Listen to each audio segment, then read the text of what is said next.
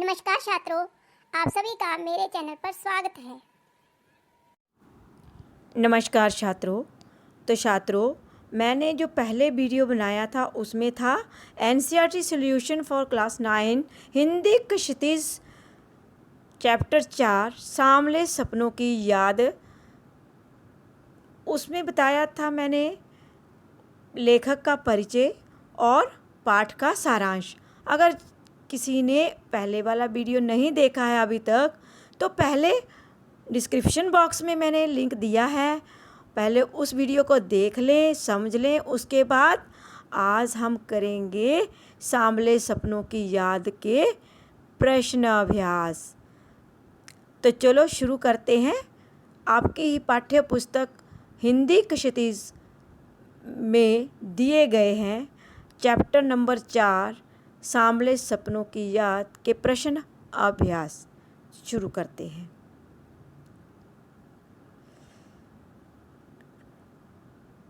पाठ्य पुस्तक के प्रश्न अभ्यास। पहला प्रश्न है कि किस घटना ने सालिम अली के जीवन की दिशा को बदल दिया और उन्हें पक्षी प्रेमी बना दिया। सालिम अली के जीवन में कौन सी ऐसी घटना घटी थी कि उन्हें पक्षी प्रेमी बना दिया था। तो आपने चैप्टर रीड किया होगा, उसमें आपने देखा होगा और कहानी को समझा होगा। तो जानते हैं उत्तर के माध्यम से। एक बार सालिम अली के बचपन में उनकी एयर गन से घायल होकर एक गौरैया गिर पड़ी। गौरैया छोटी चिड़िया को बोलते हैं। सालिम अली ने उस पक्षी की देखभाल, सुरक्षा और इसके बारे में नाना प्रकार की जानकारियां एकत्र करनी शुरू कर दी। इससे उनके मन में पक्षियों के प्रति रुचि उत्पन्न हो गई और इस घटना और पक्षियों के बारे में बढ़ती रुचि और जिज्ञासा ने उन्हें पक्षी प्रेमी बना दिया। जब किसी को दिल पर ठेस लगती है ना बच्चों, तो वह अवश्य ही उसमें परिवर्तन करके दिखाता है। जिस प्रकार सालिम अली के बचपन में ही किसी ने उसके एक अपराध हो जाता है कि एक छोटी सी गौरैया जो थी वह उससे उनकी एयर गन से गिर पड़ी, तो उनके दिल को ठेस पहुंची। तो तब से लेकर सालिम अली ने इस पक्षी की देखभाल और सुरक्षा के बारे में नाना प्रकार की जो भी जानकारियाँ होती थी वह इकट्ठी करनी शुरू कर दी थी। तो आइए करते हैं प्रश्न नंबर 2। प्रश्न नंबर 2 क्या है कि सालिम अली ने पूर्व प्रधानमंत्री के सामने पर्यावरण से संबंधित किन संभावित खतरों का चित्र खींचा होगा कि जिससे उनकी आंखें नम हो गई थी। सालिम अली जो थे, जो पहले के प्रधानमंत्री थे, पर्यावरण से संबंधित कौन से खतरे जो थे उनके माइंड मैप उनके माइंड में कोई चित्र बना होगा, खींचा होगा, तो उनकी जो आंखें जो थी वह नम हो गई थी। तो आइए उत्तर के माध्यम से जानते हैं कि क्यों उनकी आंखें नम हुई थी, नीचे हुई थी। सालिम अली तत्कालीन प्रधानमंत्री चौधरी चरण सिंह के पास केरल में कोई साइलेंट वैली को रेगिस्तानी हवा के झोंकों से बचाने का अनुरोध लेकर गए। एक कहानी है। तो प्रधानमंत्री चौधरी चरण सिंह के पास केरल की साइलेंट वैली को रेगिस्तानी हवा के झोंकों से बचाने का अनुरोध लेकर गए। उन्होंने प्रकृति और पर्यावरण को प्रदूषित होने से बचाने, पक्षियों की रक्षा, वनों की अंधाधुंध कटाई आदि बातें उठाई होंगी। सालिम अली के ऐसी निस्वार्थ बातें तथा पर्यावरण के प्रति चिंता को देखकर चौधरी साहब की आंखें क्या थी, भर आई होंगी।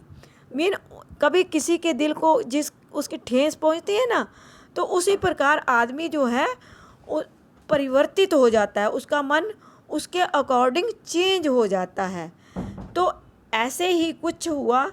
प्रधानमंत्री तत्कालीन जो प्रधानमंत्री चौधरी चरण सिंह के पास गए होंगे सालिम अली, तो उनके मन की बात जो थी वो नहीं पूरी हुई होगी, तो ही वह उन जो उनको ठेस पहुंचाई थी जिन बातों की, उनमें परिवर्तन करना तब शुरू कर दिया होगा।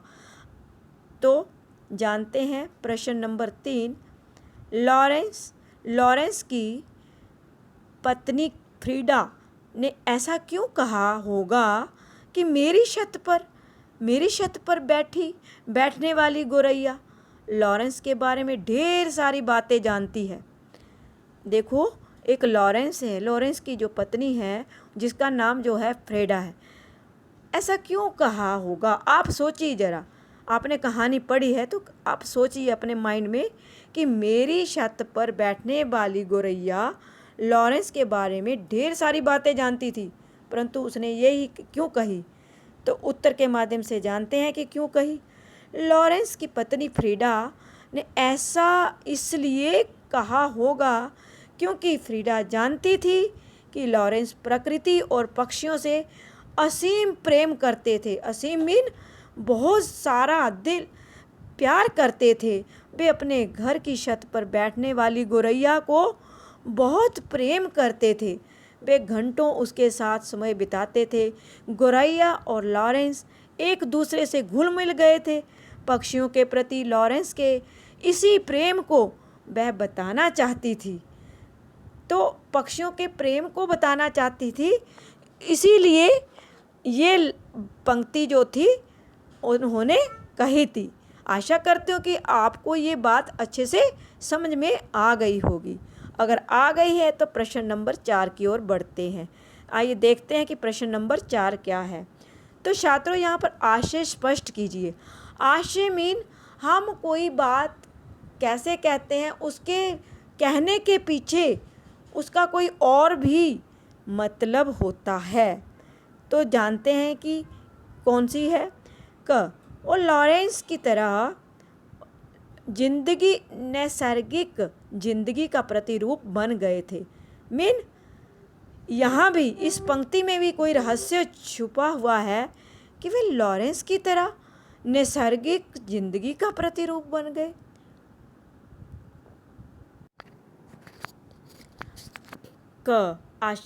वो लॉरेंस की तरह नैसर्गिक जिंदगी का प्रतिरूप बन गए थे। नैसर्गिक, यहाँ शब्द आया है नैसर्गिक। तो छात्रों, नैसर्गिक का मतलब होता है प्राकृतिक, स्वाभाविक या नेचुरल। इंग्लिश में क्या कह सकते हैं? नेचुरल रूप से जिंदगी का जो क्या प्रतिरूप बन गए थे। तो इस पंक्ति के पीछे क्या कहने का आशय है, आइए जानते हैं। तो अंग्रेजी के कवि D.H. लॉरेंस प्रकृति के प्रेमी थे। उनका जीवन प्रकृतिमय हो चुका था।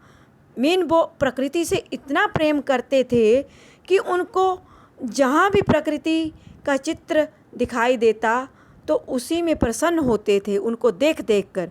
उन्हीं की भांति सालिम अली भी स्वयं को प्रकृति के लिए समर्पित कर चुके थे। कई बार होता है कि हम कोई प्राकृतिक चित्र देखते हैं न, चलते चलते, जैसे बस में बैठे हैं, कहीं अब मोर नज़र आ जाता है, जो नेचुरल है वो चीज़, कहीं डांस करता हुआ नजर आ, हमारा मन उसको देख अति प्रसन्न हो जाता है, होता है कि नहीं? तो ऐसे ही समर्पित हो जाते थे वो प्रकृति के प्रति, यहाँ तक कि वे स्वयं प्रकृति के समान सहज, सरल, भोले और निश्चल हो चुके थे।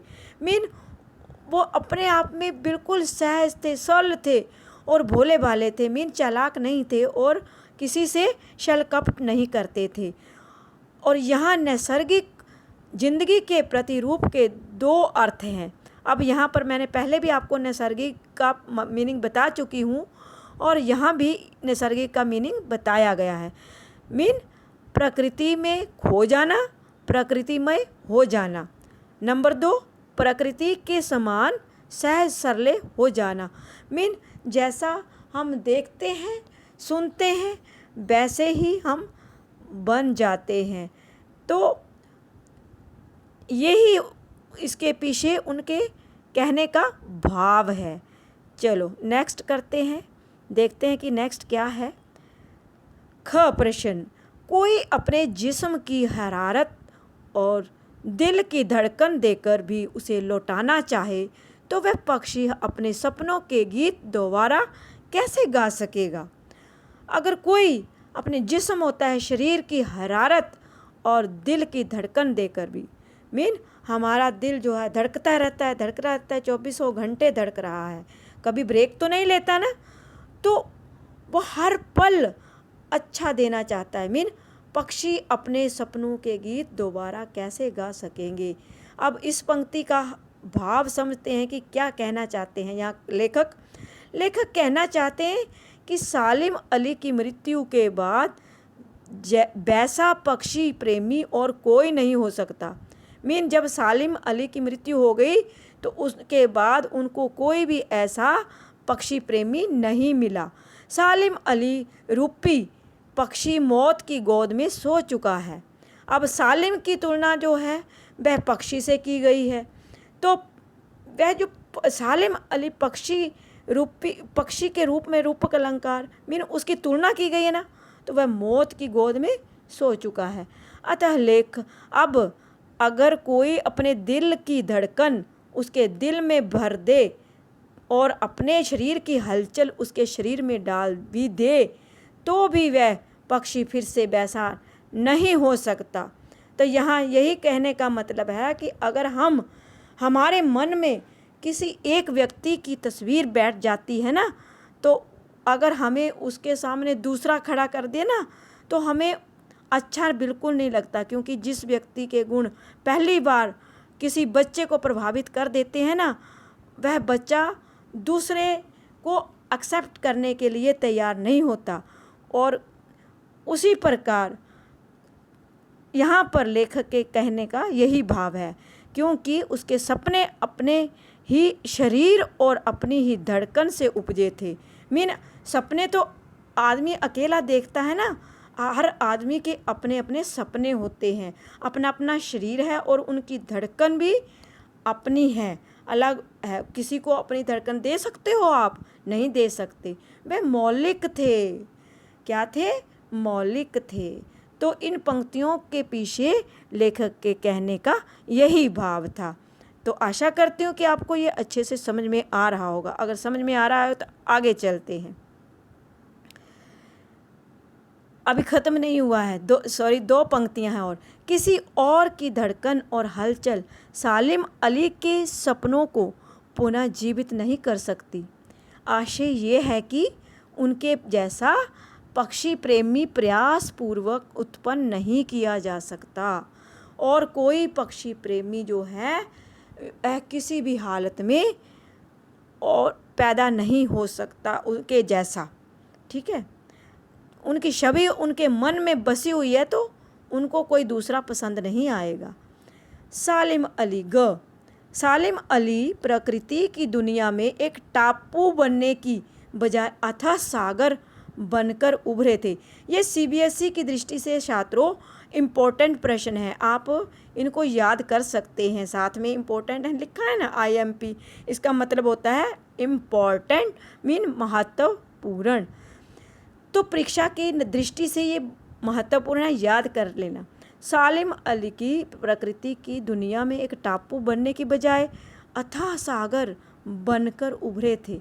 मीन वो एक आइसलैंड छोटा होता है ना, तो उसकी तरह नहीं है वो एक आइसलैंड की तरह, वो एक अथाह बहुत बड़ा सागर जो होता है, सागर होता है ना, आप देखते हैं कि कहीं भी किनारा नज़र नहीं आता, तो उसकी तरह बनकर उभरे थे। तो इसका जानते हैं उत्तर के माध्यम से। सालिम अली प्रकृति के खुले संसार में खोज करने के लिए निकले।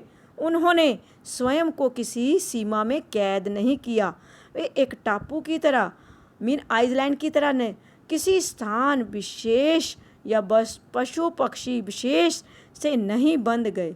उन्होंने अथाह सागर की तरह प्रकृति में जो अनुभव आए उन्हें संजोया। उनका कार्य क्षेत्र बहुत विशाल था बहुत बड़ा था उनका कार्य क्षेत्र, काम करने का तरीका, है ना। जहाँ कार्य किया जाता है ना, उसका जो अपना ही एक एरिया होता है कार्य करने का, कि यहाँ पर हमारा कार्य जो होता है वह सेट हो सकता है। तो उसी प्रकार सालिम अली का भी होगा। तो देखते हैं, ये हो गए ग। अगर नेक्स्ट प्रश्न नंबर 5। इस पाठ के आधार पर लेखक की भाषा शैली की 4 विशेषताएं बतानी हैं। अब इस लेसन में लिखा गया है तो उसमें भाषा शैली का प्रयोग हुआ है, तो भाषा शैली की भी अलग विशेषताएं होती हैं। तो आपको उसमें से 4 विशेषताएं बतानी हैं कि कौन कौन सी विशेषता है। सांवले सपनों की याद पाठ के आधार पर लेखक जाबिर हुसैन की भाषा शैली में निम्नलिखित विशेषताएं दिखती हैं। अब लेखक तो जो है इस पाठ के क्या हैं, जाबिर हुसैन, उनकी जो भाषा शैली की 4 विशेषताएं बतानी हैं आपको, क्या दिखती हैं। तो आइए जानते हैं। नंबर 1, बिंबात्मकता। अब बिंबात्मकता क्या होता है? बिंब होता है, जैसे हमारी शरीर की परछाई होती है ना, उसी प्रकार इसको बिंबात्मकता कहा गया है। लेखक द्वारा इस पाठ में जगह जगह पर इस तरह की शब्द चित्र प्रस्तुत किया है कि दृश्य हमारी आँखों के सामने साकार हो उठता है। हम कई बार कोई भी चीज़ हम पढ़ते हैं ना, तो हाँ उसका सीन जो है ज़रूर क्रिएट होता है हमारी आँखों में, तो उसको बोलते हैं बिंबात्मकता। जैसे एग्जाम्पल देके समझाया गया है, इस हजूम में आगे आगे चल रहे हैं सालिम अली। इस हजूम में, इस झुंड में आगे आगे चल रहे हैं कौन? सालिम अली। भीड़ भाड़ की ज़िंदगी और तनाव के माहौल से सालिम अली का ये आखिरी पलायन है। इतनी बड़ी ज़िंदगी में, भीड़ भाड़ बड़ी ज़िंदगी से उन्होंने क्या किया? तनाव के माहौल से सालिम अली का ये आखिरी पलायन, चारों तरफ तनाव है ज़िंदगी में, तो उनका ये आखिरी बात है, पलायन है। मुझे नहीं लगता कोई उसकी जैसा जो पक्षी को जगाना चाहेगा। तो लेखक को ये नहीं बात समझ में आ रही है कि पक्षी को जगाना चाहे कोई और ऐसा व्यक्ति ऐसा नहीं कर सकता उसके लेखक के अनुसार। चलते हैं अगले प्रश्न की ओर, प्रश्न की ओर नहीं, शब्दावली की हम क्या बता रहे हैं? उसकी भाषा शैली की विशेषताएं कितनी बतानी है? 4। तो एक हो गई, दूसरी है शब्दावली की विविधता। शब्दों का अलग अलग प्रयोग करना, विविधता होती है, विभिन्न प्रकार के शब्दावली का प्रयोग किया जाता है पाठ में बच्चों। तो लेखक ने इस पाठ में मिली जुली शब्दावली अर्थात तत्सम, तद्भव, देशज और विदेशी शब्दों का भरपूर प्रयोग किया है। आपने छोटी क्लासों में पढ़ा ही होगा ग्रामर, जैसे तत्सम शब्द होते हैं, तद्भव होते हैं, देशज अपने देश में बोले जाने वाले, या विदेशी जो विदेशों से आए हैं, और उनका भरपूर प्रयोग किया है इस पाठ में। जैसे ये सफ़र पिछले तमाम सफ़रों से भिन्न है। उन्होंने कहा कि ये जो सफ़र है वह जो जितने भी पिछले उन्होंने सफ़र किए हैं उनसे बिल्कुल अलग है। जंगलों और पहाड़ों, झरनों और अवसारों को वे प्रकृति की नज़र से नहीं, आदमी की नज़र से देखने को उत्सुक रहते हैं। उत्सुक एक्साइटेड रहते हैं आदमी की नज़र से, कि कौन आदमी कैसे देख रहा है उनको। कब माखन के भांडे फोड़े थे, भांडे बर्तन, कब माखन के भांडे फोड़े थे और दूधशाली से अपने मुंह भरे थे। दूध और लस्सी से जो अपने मुंह भरे थे। पिछले ज़माने में क्या होता था, जैसे कृष्ण की कहानी सुनते हैं आप, कैसे वो कृष्ण माखन चुराकर अपने दोस्तों के साथ एंजॉय करते थे ना, तो उसी की बात कही गई है यहाँ पर। इन जैसा बर्ड बाचर शायद ही कोई हुआ हो। उस जैसा कोई शब्द कहने वाला, बाचर बोलने वाला, शायद ही कोई हुआ हो जब वाटिका का माली सैलानियों को हिदायत देगा। मीन वाटिका होती है, वाटिका अशोक वाटिका, जैसे कोई भी बगीचा जिसमें कि माली जो है, माली जैसे सैलानियों को देख हिदायत देता है। जो भी सैलानी आते हैं उनको क्या देता है, हिदायतें देते हैं ना, कि डोंट प्लक द फ्लावर, है ना, क्योंकि उसने मेहनत की होती है ना, तो वहाँ पर लिखा होता है, आपने अक्सर देखा होगा, हर चीज़ नेम प्लेट होती है। नहीं देखा तो अब शुरू कर देना, फिर से देखना, ऑब्ज़र्व करेंगे। अब तीसरी भाषाशैली की विशेषता है मुहावरेदार। मीन मुहावरे जो होते हैं हमारी ज़िंदगी में प्रयोग किए जाते हैं, उनको कहते हम किस ढंग से, उनके पीछे अर्थ कुछ और होता है उस बात का। तो लेखक ने जगह जगह मुहावरों का प्रयोग कर भाषा को सरस, रोचक और संजीव बना दिया है। जैसे अब हिमालय और लद्दाख की बर्फीली ज़मीनों पर जीने वाले पक्षियों की वकालत कौन करेगा। अब उसने हिमालय में जो पक्षी हैं, लद्दाख की बर्फीली ज़मीनों पर, उनकी तुलना कर डाली है कि पक्षियों की कौन वकालत करेगा, उन पक्षियों की, कि कैसे रहते हैं वो। पर्यावरण के संभावित खतरों का जो चित्र सालिम अली ने उनके सामने रखा है, उसने उनकी आंखें नम कर दी। उन्होंने ऐसा चित्रण का वर्णन किया है ना कि सभी की आंखें उस वर्णन को पढ़कर नम हो जाती हैं, मीन नीचे झुक जाती हैं।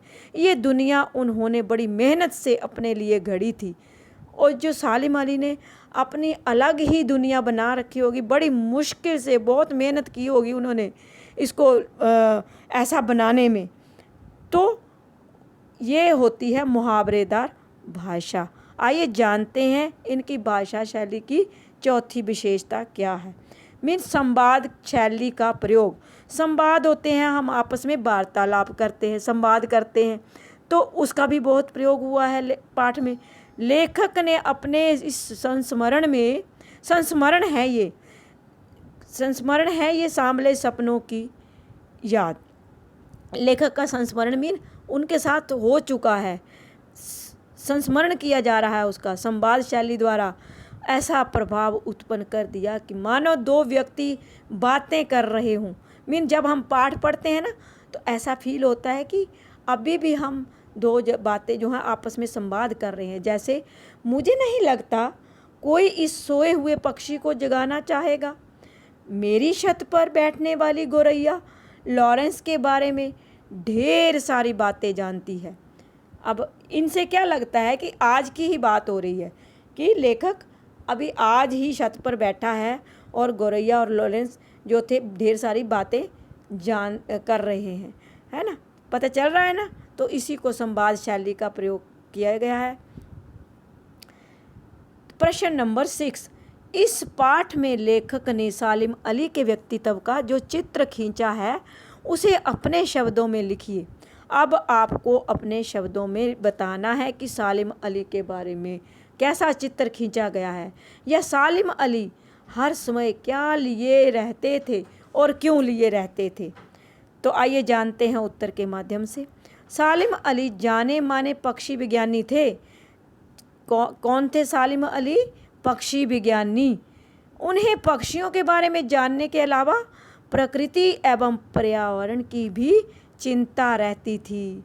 वे प्रकृति के प्रेम करते थे, परंतु उनको पक्षियों की भी चिंता रहती थी। वे अपने कंधों पर सैलानियों सा बोझ लटकाए, गले में दूरबीन टांगे, पक्षियों की खोज में दूर दराज के क्षेत्रों में निकल जाया करते थे। पक्षियों की खोज में दुर्गम स्थानों पर घंटों बैठना उनकी आदत थी। मीन जो दुर्गम स्थान होते हैं, मीन कठिन स्थान, जब वहाँ पर पहाड़ों में आपने नहीं देखा होगा, हमारी तो पहाड़ी लाइफ है, हम तो स्ट्रगल कर चुके हैं, बट आगे के बच्चे जो हैं उन पहाड़ों को देखना और चढ़ना भी पसंद नहीं करेंगे। बट जो समतल एरिया में लोग रहते हैं वह पहाड़ों में जाना बहुत पसंद करते हैं, क्योंकि उनको कभी कभी देखने को मिलता है। तो यहाँ पर दुर्गम स्थानों की बात कही गई है, उनकी बैठने की आदत थी। तो इस पाठ में इस प्रश्न में यही बताया है सालिम अली के व्यक्तित्व के बारे में। तो वे पर्यावरण के प्रति भी चिंतित थे। क्या थे? पर्यावरण की भी चिंता थी उनको। पर्यावरण की चिंता को लेकर वे एक बार तत्कालीन प्रधानमंत्री किसके पास गए? तत्कालीन जो उस समय में प्रधानमंत्री थे उनके पास गए थे। ठीक है, तो सांवले सपनों की याद, प्रश्न नंबर 7, सांवले सपनों की याद शीर्षक की सार्थकता पर टिप्पणी कीजिए। मीन्स सार्थक लग रहा है ना, कि जिसका कोई अर्थ होता हो उसे सार्थक कहा जाता है। तो टिप्पणी करनी है अब इस सांवले सपनों की याद नामक पाठ में। प्रसिद्ध पक्षी विज्ञानी सालिम अली के उन सपनों का चित्रण है जो वे खुली आंखों से देखते रहे और उन्हें अनुभव करते रहे। लेखक जाविर हुसैन ने उन्हीं सपनों की यादों का शव चित्र इस संस्मरण में प्रस्तुत किया है। संस्मरण में लगता है ना आपको पढ़कर कि हम वहीं पहुंच गए हैं जहां पर सालिम अली बैठे हों और वो हमसे बातचीत कर रहे हों। इसके अलावा पाठ में यमुना के सांवले पानी और वृंदावन से जुड़ी यादों का संगम है। इस तरह का ये शीर्षक पूरी तरह सार्थक है, बिल्कुल शूट करता है उनके पाठ का जो सांवले सपनों की याद शीर्षक है। तो ये था हमारा पाठ संस्मरण सांवले सपनों की याद। तो आपको कैसा लगा? मेरे द्वारा एक छोटा सा प्रयास किया गया है। अगर छात्रों अच्छा लगता है तो लाइक ज़रूर कर देना और डिस्क्रिप्शन बॉक्स में लिंक दिया गया है, पहले उस वीडियो को देख लेना, उसके बाद प्रश्नों का अभ्यास कर लेना।